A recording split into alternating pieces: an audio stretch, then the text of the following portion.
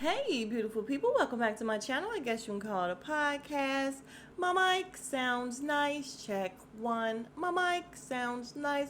Check two. Yeah, I really am doing a mic check because, first of all, this editing program that I'm using just gave me a whole little warning like, hey, if you're on the one time a year, charging or whatever, we just upgraded and you might be charged again.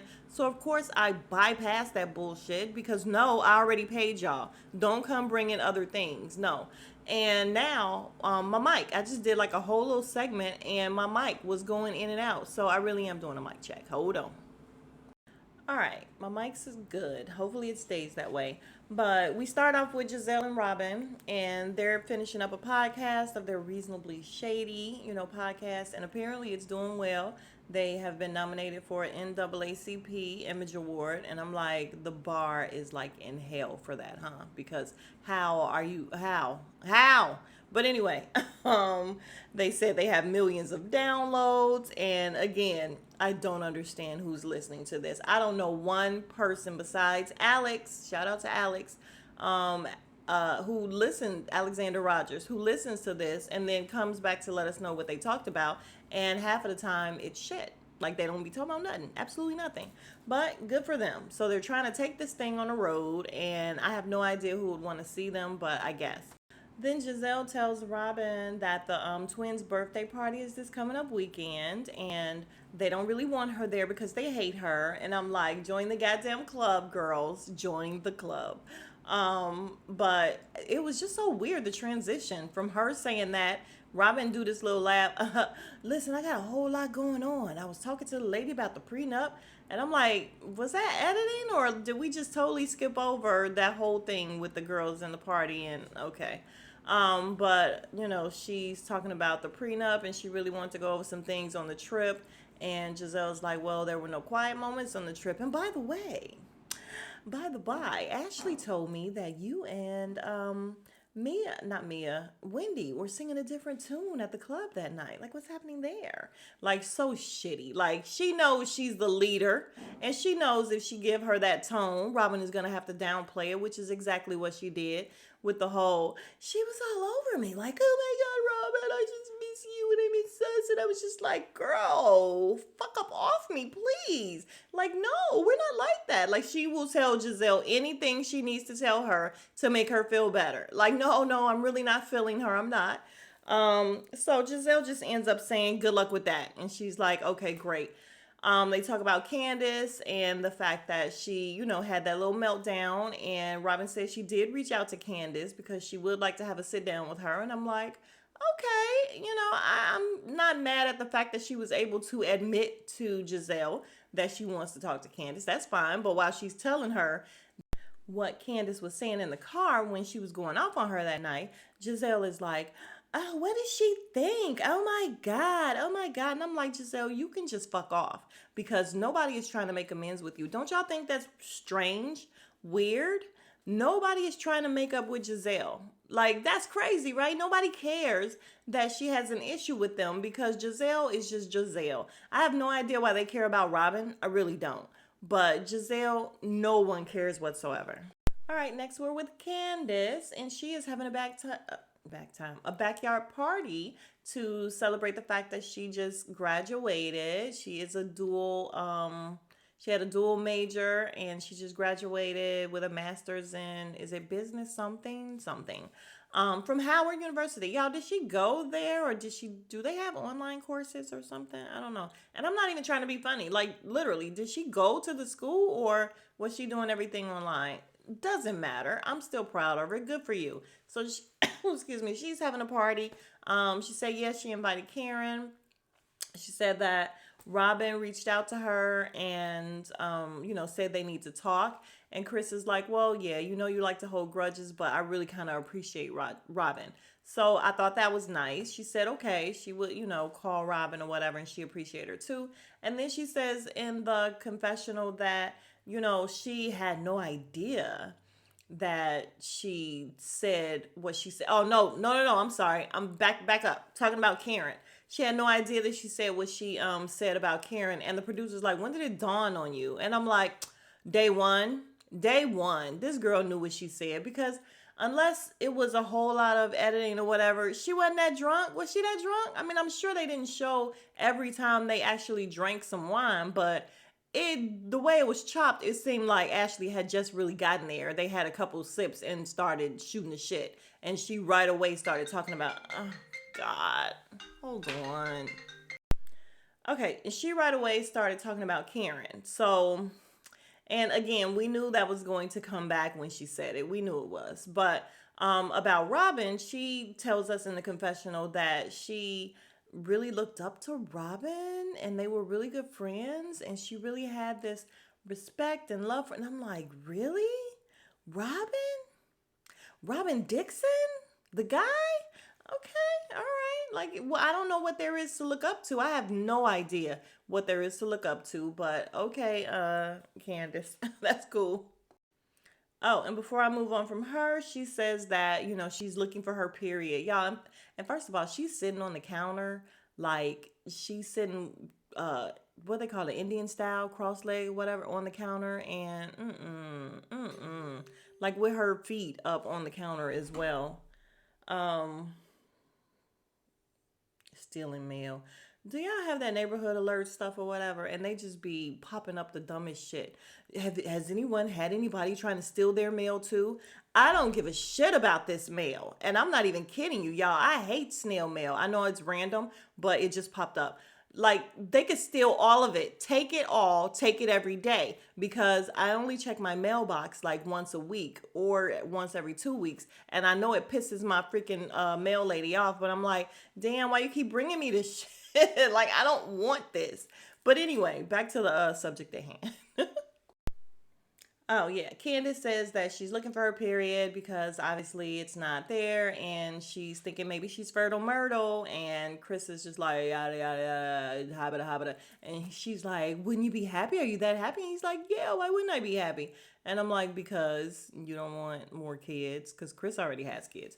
But we end up learning later on, so I'm just gonna jump ahead on that. She is not, her time of the month came, so she's not pregnant. And you guys, I actually kind of feel like it would be good for Candace if she were to have a child and let it be about somebody else, because I do feel like it really irritates me that everybody calls her young and she acts so so childish and you need to grow up.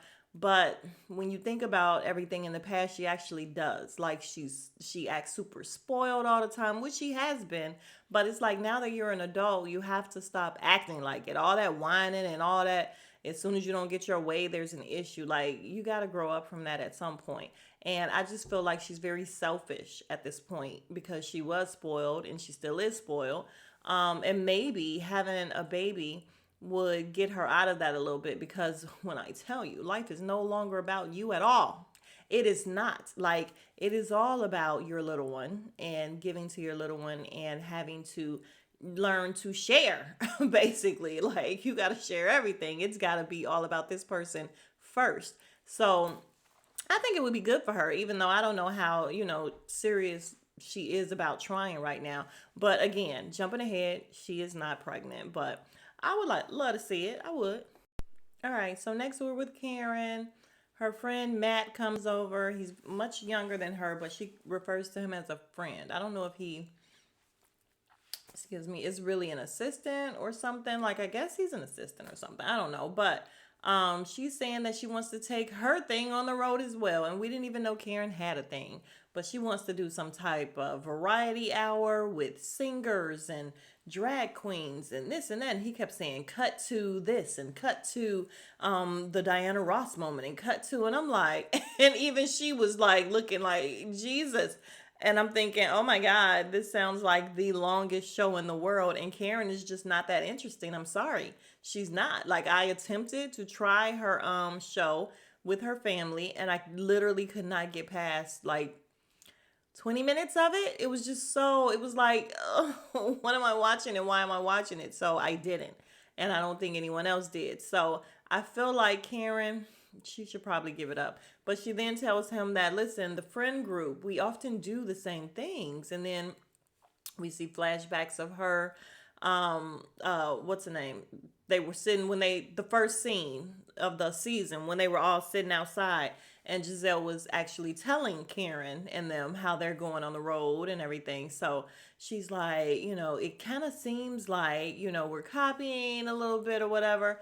And we see the candle situation with Wendy showing her the candle, and then all of a sudden she's doing a candle.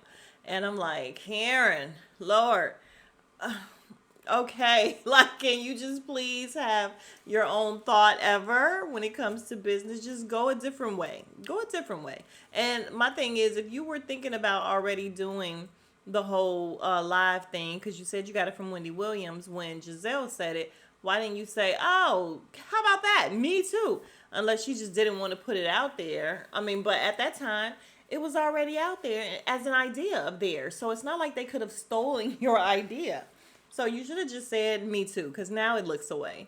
I just don't think that that'll ever get off the ground, and I'm actually hoping not. So then we have Wendy and her husband in the car, and I mean, it was nothing. She just kept calling Chicago, Chicago, Chicago, or whatever. He's like, "Why are you talking like that? Why are you saying that?" Oh, because that's how the mobs. You're not a mobster. Like, I just really, really like her husband because he keeps it all the way funky. She's talking about the stones that she has, and I guess she's gonna have surgery. All right, we're through with Wendy for now. All right, so then we have Candace showing up to meet with Robin. And when she walks over to the table, she asks how she's doing. And then she's just like, how are the people? And Robin just burst into tears. And you guys, when they showed the scene in terms of them crying together, because Candace cried immediately with her. Like, Candace just be looking for a reason to cry. She'd be like, what, we crying? Is that what we do? Okay, I got you. And she starts crying right away. But when we see it out of context, I was just like, oh my God, Robin really loves her. Like, she really is feeling this thing. But no, it wasn't for Candace. It was for apparently her hairstylist who's been doing her hair for 16 years. And listen, I guess Shirley is to blame for all that terrible wig stuff that's going on with Robin. But we're going to give her a pass right now because she just recently lost her sister and brother-in-law in a tragic car accident. So we're going to let Shirley live for now. But she got to do better with them wigs later on. Okay, Shirley? But yeah, so then we have, a very touching moment. And she's in the confessional saying how life is so short and she just really wants to squash whatever beefs she has because you just never know. And I'm like, okay, I get it. All right, so once they get past that moment, they talk about the fact that, she doesn't understand why Robin couldn't just come to her instead of, making the spectacle at the table. And Robin is just like, because I swear it seemed like he was talking to me because you have questioned my loyalty before. No, I don't think you're a fake bitch. And what else? She's like, next time, just be more specific. And they both agree to move on. Beautiful. But one thing I did notice that I didn't notice the first time is Candace ordered rosé. So there goes that storyline, sis. We could have known from right there that you are not preggers because you are ordering wine or what? Yeah, wine. Yeah, so that's it. They hug. It's over. All right, next up is Mia and Gordon, and they are opening a new facility, and she's very excited about that. It's like her baby, she said. And I'm like, where's your baby now? Do you know where your kids are? It's 10 o'clock. um, so, Karen comes and she's like, listen, she wouldn't miss it for the world or whatever. She's very supportive. So that's cool. And we see that her other friends, Mia's other girls, ain't there though. So there's that. But nothing really happens here. So yeah, that's it for Mia. We're going to wrap that up. Nothing happens. Karen comes. She asks where her mom is. She was hoping she would get to see her mom. Mia's like, oh, no, no, something happened. It's not all good. Okay, Karen's like, okay, not right here, not right now. It's fine. And I'm like, damn it, I wanted to know what's going on with moms. But we know that Mia always puts 20 on 10 and blame everything on her mom anyway. So it could be a bunch of nothing that Mia has fabricated because she's a liar into something huge. So it's whatever for that. Then we have Ashley going to see her uncle and her aunt. And She shows up with one kid, the littlest kid, because Michael wouldn't let her get out with the big one, the one that looks exactly like him. They both look exactly like him, but I'm gonna leave the kids alone. So he's just like, I'm like, does he not give a shit about this kid? Is he just like, fuck that baby, like take that baby, I don't care. And he only like the first one. What's up with that? So she has the first one. He's sleeping or whatever. She's talking to them about, how shitty Michael is being or whatever now. And I'm like, because why are you still there? Why are you still living there? Why are y'all still living together? Like, he has told you time and time again that he's done. Like, y'all apparently filed for this divorce, so they say, and everything. Like, and you said he's been slowly getting shittier and shittier. So what are you waiting for, sis? Like, why are you still there? So then we learn why she's still there. She's nervous about taking care of these kids by herself. She starts crying or whatever, and I'm just like, oh, Jesus. Like, I just want to be like, Ashley, you are trash, because girl, these are your kids. You are going to learn how to do it. Like, just suck it up, Buttercup, and do it, because Ashley is a kind of a shitty person, you guys. Like, she's not really nice. So she's getting whatever she deserves, but the girl's going to get money. So you're going to be able to live. It's fine. You can take care of your kids on your own. Calm down. So that's kind of the same thing her uncle was just like, it's going to be fine. And on the other hand, the half of me that not even half of me likes Ashley. Like, I just don't like Ashley. However, I was thinking, girl, you can do this. Like, you can do this. There's always scary moments when you are a single parent or whatever. There's, hard times. There's single moments. There's moments where you wish you had help. You wish somebody was, there to offer support and everything. You guys, and I say this because I am a single parent. However, my baby has a dad or whatever.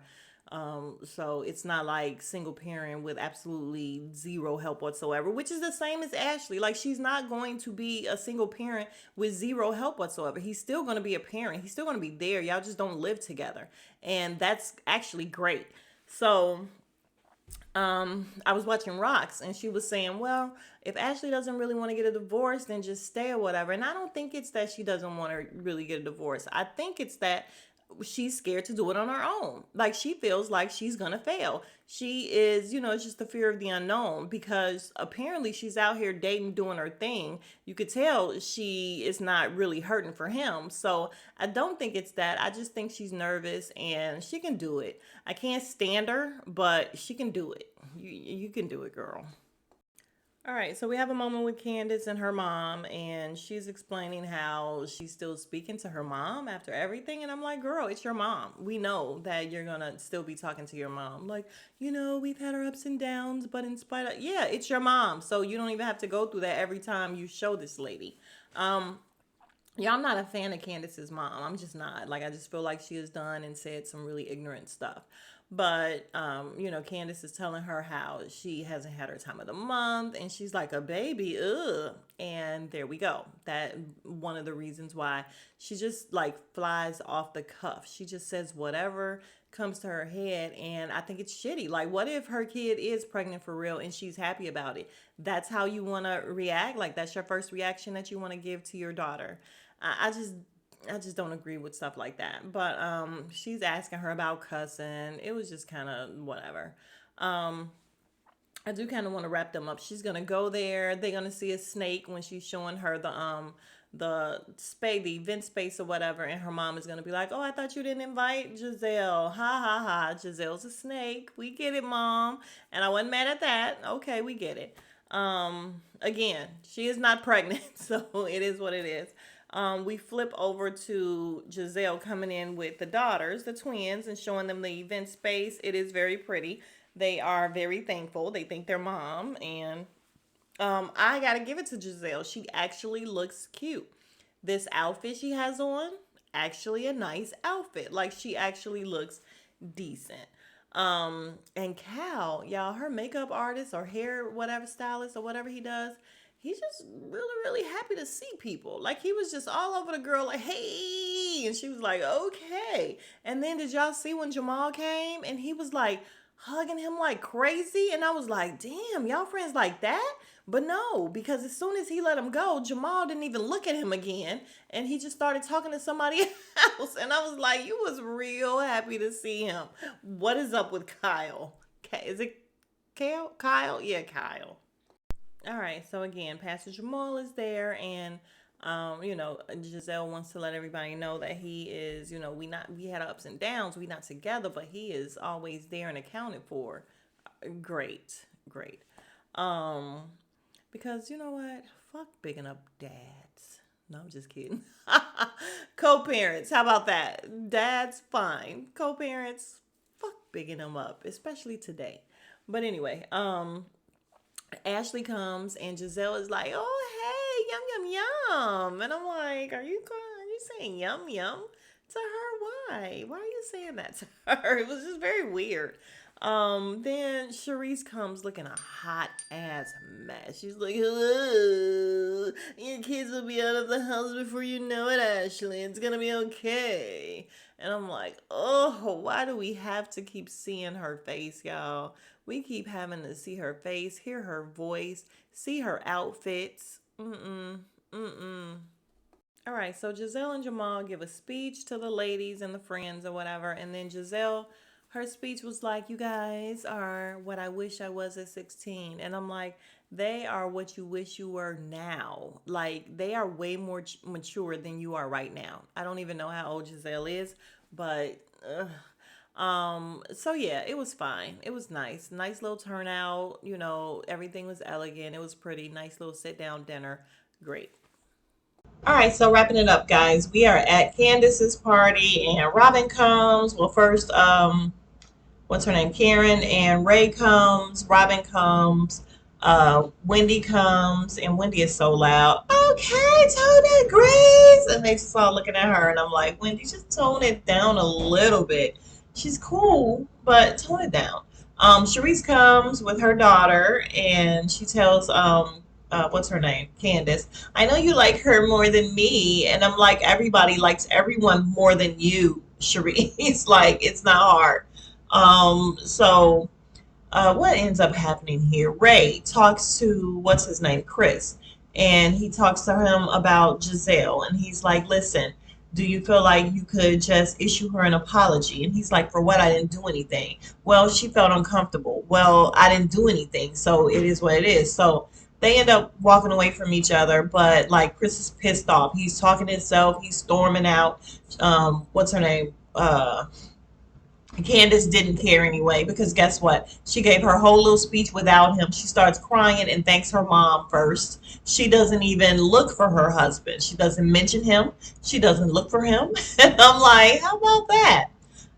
Then we have Wendy and Robin talking, and Wendy, she disappoints so many people with the constant apologies, you guys, because she didn't do anything wrong, especially to Robin. So I don't know if this was an apology to Robin about what happened on the trip, or if this is just an all around apology to Robin because they haven't really been friends for a year because of the whole situation from last season. I don't know. I just know she told Robin, "Listen, I know what happened when we were drunk. However, I am totally sober and I want to apologize for hurting your feelings and this and that."